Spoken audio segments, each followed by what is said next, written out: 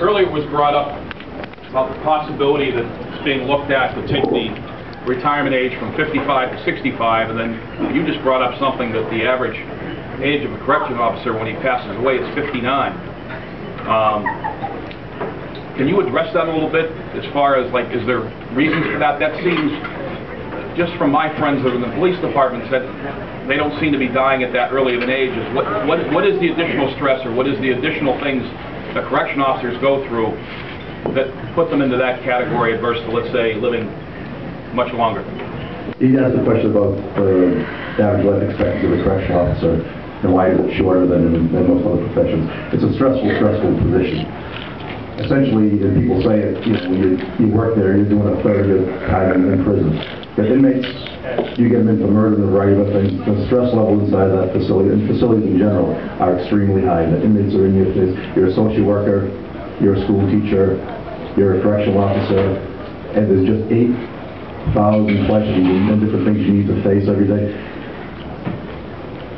Going back to 3 months ago, we had 3 correctional officers get violently attacked by gang members. You're constantly going to the hospital with broken bones and a variety of other things. It's just an extremely stressful facility to work. Well, corrections in general is a stressful business.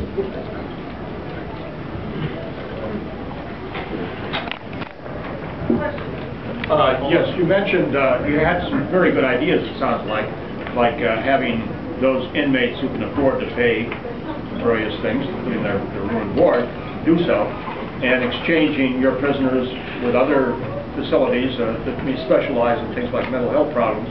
That also seems wise. Why haven't these ideas been implemented? Is it a political issue? An issue changing the laws? Well, no, generally, he asked the question about, with 14 different sheriffs, why haven't we already, did the consolidation piece? And that's a good question. Usually we have 14 different sheriffs and they're on different pages.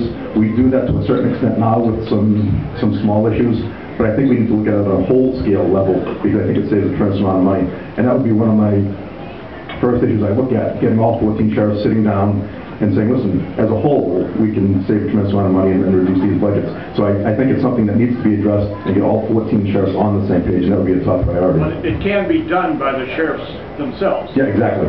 Exactly, yep. You're right. In the sheriff's office, what types of programs have you implemented that have cut costs? She asked the question, what programs have been in place to cut costs? Well, the budget has gone from $4 million up to $42 million. Obviously, we haven't done a very good job at doing that currently, and that's why I'm, as the sheriff, we'll be looking to cut costs because we really haven't done a lot to cut costs.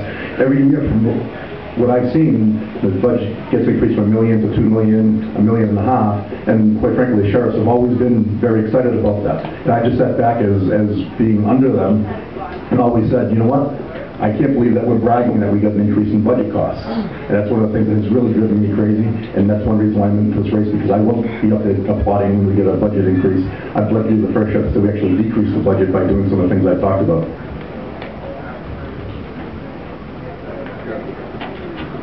Okay, let's say you put some programs in place, the inmate population goes down by 100. So you're in the middle of the year, can you actually just say, okay, we know next year the budget's going to be this much less. So you're going to have any issues with unions or whatever in terms of cutting staffing back or, doing less with the facility or whatever? Well, yes, if the budget were to go down, we'd have problems with the unions and getting reduction in the budget. All of their contracts are contractual. We could not automatically say, we're going to cut pay, we're not going to do that. We have to live within the contracts. Every year the sheriffs need to go to the state and request a budget. So what happens if we're lucky enough to reduce the count by 100 and we close a building down, and we save on the gas, the heat, the staffing, and a variety of other things, that money we just, instead of going and asking for $42 million, we can go and ask for $41.5 million or $41 million. We would just ask for an appropriation less than the previous year. You mentioned that you've spoken to ICE this year, is that correct? I have. Regarding getting inmates that are illegal out of the country. Is there a reason why you didn't try to implement that prior to running for sheriff? Well, that's one of those things. Sheriff Bove was the sheriff, as Sheriff Flynn was prior to that. They have their own agendas. Have you proposed it to them and they just opted not to? I've not talked to Sheriff Lois about this, Okay. but that's one of my top priorities is to do that. What's the question? We didn't get a question. Yeah, she wants to know if we had proposed to do this prior to now, which has not been proposed. What is your thoughts on pension as well?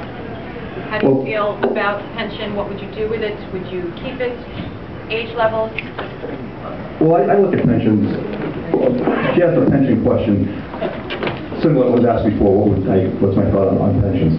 I think, I look at some of the pensions that are floating around nowadays. They're a lot of money. I think they should be capped. I don't think people should be out getting rich off of pensions. I think they should be capped. The program that you talked about when you reduced the recidivism rate by down to 40%. 40% less than the people that don't go. Making it mandatory. Well, exactly. You can bring a horse to water and not make them drink. If you put people, and some of them it's just aren't interested in programming whatsoever. So it'd be problematic if you made it mandatory. I think I would spend as much money possibly on anybody that wants to get better. If someone doesn't want to get better, I cannot see wasting taxpayers' money because these guys are tough, they're street smart, and if they're going to game the system is what they're going to do. So to make it mandatory is nice, but it's not going to happen. Or you could sweeten it with the reset. So they currently have that now. They get up to 7.5 days of earned to attend out of the big partner programs. Any other questions? Yeah, I'll just end at that. I think the experience I bring to the table is fantastic. And I get a common sense approach to reduce that budget in the